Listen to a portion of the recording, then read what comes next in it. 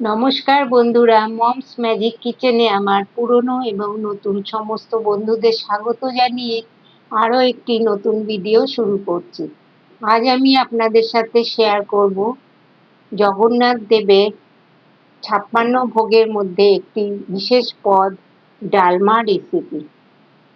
চলুন, এখানে আমি অড়হর ডাল নিয়েছি। এই রেসিপিটা অবশ্যই অড়হর ডাল দিয়েই করতে হবে। ডালটা আমি রাতে ভিজিয়ে রেখেছিলাম। এইভাবে বেশ কিছুক্ষণ ভিজিয়ে রাখতে হবে। আর আমি কি কি সবজি এর মধ্যে অ্যাড করছি একটু দেখে নেবেন।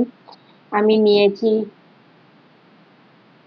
গাঁটি কচু, পটল, আলু, আর সব সবজিগুলো একটু বড় বড় করে টুকরো করে নিতে হবে। মিষ্টি কুমড়ো, পেঁপে, গাজর, টমেটো, বরবটি, সব সবজিগুলো একটু বড় বড় টুকরো করে কেটে নিতে হবে। এবার আমি কড়াইতে জল বসিয়ে দিয়েছি। জলটা ফুটে উঠলে আমি এখানে অড়হর ডালটা দিয়ে দেব। সমস্ত অড়হর ডালটা দিয়ে দিলাম।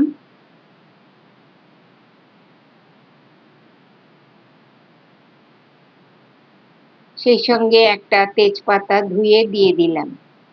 এখন আমি লবণ বা হলুদ কিছুই ব্যবহার করছি না।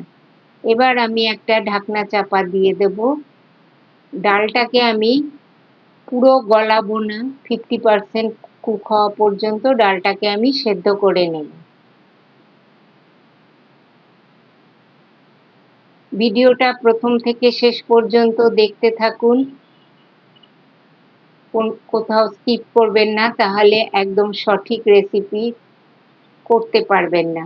এখানে আমি কিছু মশলা নিয়েছি, দুটো শুকনো লঙ্কা, দারচিনি, এলাচ, লবঙ্গ আর বেশ কিছুটা পরিমাণ জিরে। আমি শুকনো কড়াইয়ে মশলাটা একটু ভেজে নেব। যতক্ষণ ডাল ফুটছে ততক্ষণ আমি এই প্রসেসটা করে নিচ্ছি।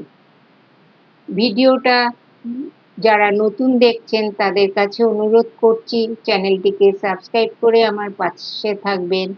আর যদি রেসিপিটা ভালো লেগে থাকে, লাইক, শেয়ার, কমেন্ট করতে ভুলবেন না। খুব সহজ পদ্ধতিতে একেবারে মন্দিরের স্বাদে আপনারাও বানিয়ে নিতে পারবেন এই উড়িষ্যার বিখ্যাত ডালমা রেসিপি। আমি 12 মিনিট পর্যন্ত ফুটিয়েছি। দেখাচ্ছি আপনাদের ডালটা কিরকম সেদ্ধ হয়েছে। দেখুন, হাত দিয়ে টিপতেই ভেঙে যাচ্ছে। এই পর্যন্ত সেদ্ধ করলেই হবে, বাকি সেদ্ধটা সবজির সাথে হয়ে যাবে। এখানে আমি সবজিগুলো সব দিয়ে দিচ্ছি। প্রথমে আলু দিচ্ছি, তারপর পেঁপেগুলো দিয়ে দিচ্ছি। এইভাবে এক এক করে সমস্ত কেটে রাখা সবজিগুলো আমি দিয়ে দেব। এইভাবে একবার ডালমার রেসিপিটা আপনারা বাড়িতে তৈরি করবেন। গরম ভাতের সঙ্গে তো ভালো লাগেই, রুটি পরোটার সাথেও দুর্দান্ত লাগে। সম্পূর্ণ নিরামিষভাবে তৈরি এই রেসিপিটা জগন্নাথ দেবের 56 ভোগের মধ্যে একটি পদ। আপনারা এখানে অন্যান্য সবজিও অ্যাড করতে পারেন, যেমন বেগুন অ্যাড করতে পারেন, শীতের সবজি অ্যাড করতে পারেন, সমস্ত রকমের সবজি অ্যাড করা যায়।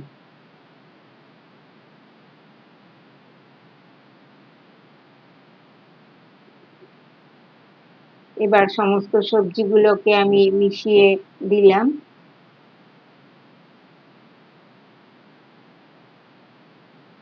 এবার এখানে দিয়ে দেব পরিমাণ মতো হলুদ, ডাল এবং সবজির পরিমাণ বুঝে, এবং স্বাদ মতো লবণ। সমস্তটাই ডাল আর সমস্ত সবজির পরিমাণ আন্দাজ করেই দিতে হবে।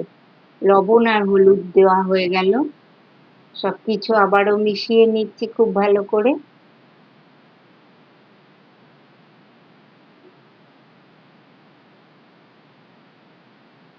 এবার ফুটতে দেব। একটা ঢাকনা চাপা দিয়ে দেব। আমি দিয়ে দিলাম 4-5টা কাঁচা লঙ্কা একটু চিড়ে। ঢাকনাটা দিয়ে দিলাম। 10 মিনিট পরে আমি ঢাকনা খুলে দেখাচ্ছি সবজি কিরকম সেদ্ধ হয়েছে আমি দেখে নিচ্ছি। মাঝে একবার আমি দেখে নিয়েছিলাম। তো এইরকম ভাবেই সবজিটা রান্না করে নিতে হবে। এখন দেখুন সমস্ত সবজি এবং ডাল খুব ভালোভাবে সেদ্ধ হয়ে গেছে। এই পর্যায়ে আমি দেব 1 চামচ চিনি। এখানে চিনিটা কিন্তু দিতেই হবে। তার জন্য টেস্টের একটা ব্যালেন্স হবে খুব সুন্দর। চিনিটা দিয়েও মিশিয়ে নিলাম। এবার ডালটা ফুটতে থাকুক, ততক্ষণ আমি নিয়েছি সাদা তেল, তার মধ্যে দিয়ে দিলাম 1 চামচ ভর্তি ঘি। এখানে আমি একটা তড়কার জন্য রেডি করছি।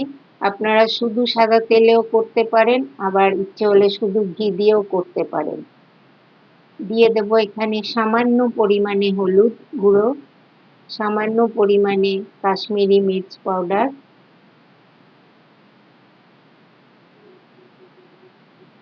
আর দিয়ে দেব 5 ফোড়ন 1 চামচ।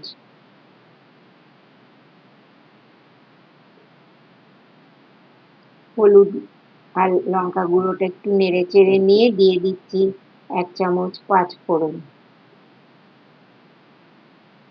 5 ফোড়নটা একটু ভেজে নিচ্ছি। এরপর এখানে দিয়ে দেব 1 চামচ হিং। এই মশলাটার জন্যই রেসিপিটার টেস্টটা সম্পূর্ণ বদলে যাবে। আর এখানে বন্ধুরা আমার একটা আমি মিস করে গেছি ইনগ্রিডিয়েন্ট। এখানে আমি আদা বাটাটা দিতে ভুলে গিয়েছি, তাই আমি পরবর্তীতে অ্যাড করে দিয়েছিলাম। দিয়ে দিলাম হিং, সমস্তটা ভালো করে নেড়ে নিচ্ছি। ফুটন্ত ডালের মধ্যেই আমি এবার তড়কাটা দিয়ে দিলাম। আপনারা কিন্তু আদা বাটাটা অবশ্যই এখানে অ্যাড করবেন। আমি আলাদা করে ফোড়ন করে পরে দিয়েছিলাম। এবার সবকিছু একসাথে মিশিয়ে নিচ্ছি। দেখুন ডাল এবং সবজি খুব ভালোভাবে সুসিদ্ধ হয়ে গেছে। খুব সুন্দর একটা সুগন্ধ এই সময় বেরিয়েছে। এবার দিয়ে দেব মিক্সিতে গুঁড়ো করে রাখা যে মশলাটা আমি ড্রাই রোস্ট করে রেখেছিলাম, জিরে, গরম মশলা, সেই গুঁড়ো করে রাখা মশলাটা সবটা দিয়ে দিলাম।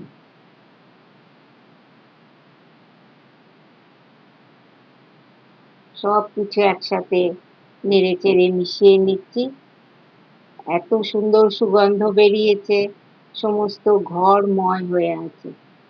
এইভাবে অবশ্যই বাড়িতে একবার ডালমা রেসিপিটা আপনারা করুন। আপনারা বুঝতে পারবেন কি সুন্দর সুস্বাদু খেতে হয়। আমার রেসিপি এখানে কমপ্লিট হয়ে গেছে, আমি সার্ভ করে দেখাচ্ছি। আশা করছি আপনাদেরও রেসিপিটা ভালো লেগে থাকবে। ভালো লাগলে অবশ্যই বাড়িতে ট্রাই করবেন। আজ তাহলে এই পর্যন্তই।